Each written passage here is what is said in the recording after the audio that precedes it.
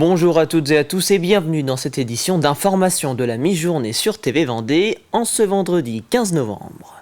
Et c'est un nouvel adversaire qui se dresse sur la route des joueurs du FC Saint-Philbert-La Réorte, la Jaudonnière demain. Le club de 3e division de district affronte le SA Mérignaquais, club évoluant 5 divisions au-dessus des Vendéens. Alors pour poursuivre cette épopée en Coupe de France, il faudra réaliser un nouvel exploit, comme face à Cholet au tour précédent.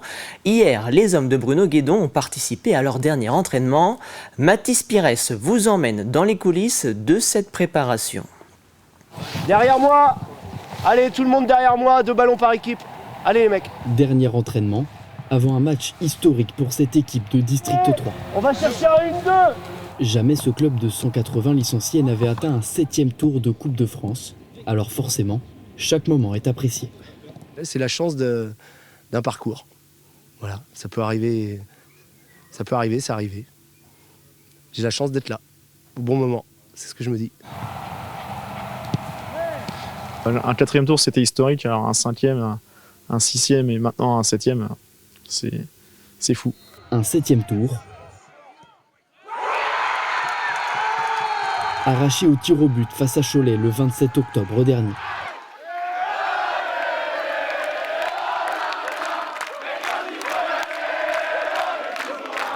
Le rebuteur de ce match rêve de ce nouvel exploit. Clairement, que ça soit moi ou un autre, à la limite je préfère que ça soit un autre. Oui, tant mieux, c'est moi qui ai pu le faire la dernière fois, mais là on est là pour l'équipe en général et franchement que ce soit moi ou un autre, si on a l'occasion de le faire, si aujourd'hui on me demandait de mettre une pièce sur quelqu'un, peu importe la personne, quoi, on y va et puis il y a tout à jouer, quoi. Super les gars. Ça samedi ? Au bar du stade, les premiers billets pour assister au match sont en vente. Délocalisés à Luçon pour respecter les critères de la compétition, 2800 places sont prévues et ça part vite. Et là ça part par 10, par 20, même par 30. Le record c'est 32 pour l'instant. On est à 900 vendus. En une heure, c'est ça. Les jaunes et noirs arriveront-ils encore une fois à réaliser l'exploit? Et cette fois-ci face à Mérignac, 5 divisions au-dessus. Réponse, ce mardi à 16h. Autre événement du week-end, le salon Vendée Métiers est de retour pour une 6e édition. Samedi et dimanche au Vendespace, 350 formations en alternance ou en apprentissage y seront présentées. 60 filières à découvrir au gré d'ateliers et de conférences destinés aux collégiens, aux lycéens, mais également aux adultes en quête d'une nouvelle orientation professionnelle. Ce salon est organisé avec le soutien du département mais aussi de la région qui souhaite redynamiser certains secteurs en perte d'attractivité. Il y a quelques années, énormément de jeunes voulaient être boulangers. Depuis quelques temps, on constate que c'est un métier qui attire moins. On a besoin de remettre au devant de la scène ce métier qui était un vrai savoir-faire français et qui s'exporte énormément, sur lequel il y a beaucoup d'emplois en devenir. Je pense aussi à d'autres métiers comme le métier de la carrosserie, un autre domaine de compétences, mais également ce métier-là a besoin d'être représenté. Un des points, c'est permettre, de présenter les différents métiers qui existent. Ça a été évoqué. La difficulté à recruter des charcutiers, recruter des boulangers, c'est permettre ainsi de montrer ces filières, montrer ces différents métiers aux jeunes et aux différentes personnes en reconversion et leur montrer ainsi les spécificités de ces différents métiers. Pourquoi pas créer des nouvelles vocations. C'est un anniversaire qui, pour beaucoup, a encore un goût amer. Voilà 15 ans que l'usine de roulement à billes SKF de Fontenay-le-Comte a définitivement fermé ses portes.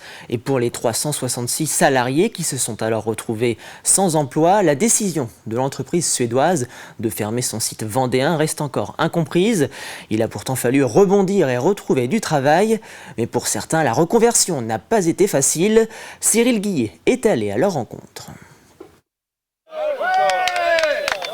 Pour les 366 salariés qui travaillaient dans l'usine de roulement à billes SKF, l'annonce de la fermeture du site de Fontenay-le-Comte a eu l'effet d'un véritable coup de massue. À l'image de Christian Maître, qui a été embauché en 1970 pour travailler sur la ligne de production. C'était le choc pour moi, pour tout le monde.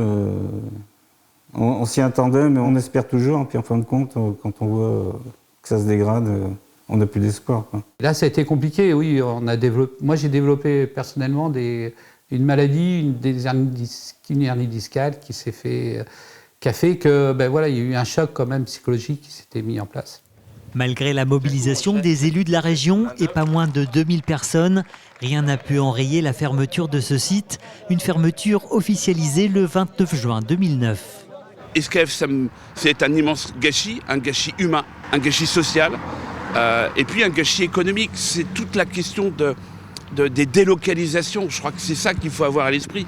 SKF était rentable. Et bien derrière, on a tout simplement privilégié les actionnaires au travail, à l'emploi. Avec une moyenne d'âge de 44 ans, beaucoup de ces ex-SKF ont eu du mal à retrouver du travail. Christian, lui, malgré une formation, s'est retrouvé au chômage à 2 ans de la retraite. Certains, comme Thierry Pauline, ont senti le vent tourner suffisamment tôt pour anticiper une reconversion professionnelle, même si pour beaucoup, cette transition a été très difficile, voire impossible. Donc je suis parti 1 an faire une formation à Poitiers de commercial. Du jour au lendemain, j'étais en bleu de travail et ensuite je me suis retrouvé à Paris dans les assurances. Et je suis passé cadre, responsable d'une équipe et puis j'y suis resté 15 ans. C'était que du bonheur, mais je regardais les autres collègues, c'était pas que du bonheur, quoi. Depuis la fermeture d'SKF fin 2009, une partie des anciens salariés garde un lien étroit. Près de 150 se retrouvent au moins une fois par mois pour échanger et partager leurs souvenirs. Cette semaine, la ville des Sables-d'Olonne a présenté un nouveau moyen de transport. Il s'agit de la tramouette. Cette navette gratuite est électrique. Cette nouvelle flotte devrait être mise en circulation au début de l'été 2025. L'objectif de ces véhicules, réaliser une boucle en centre-ville pour rejoindre le bord de mer 7 jours sur 7 et ainsi limiter la circulation automobile lors des grandes fréquentations.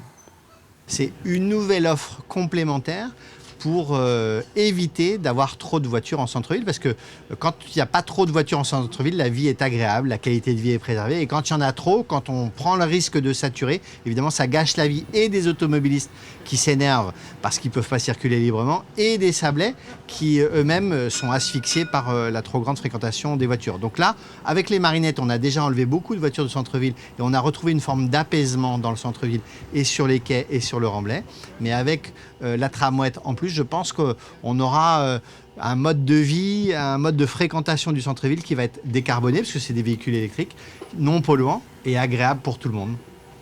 C'est la fin de ce journal, merci pour votre fidélité. Je vous retrouve tout à l'heure à 18h pour un nouveau point sur l'actualité vendéenne. Très bon après-midi sur TV Vendée.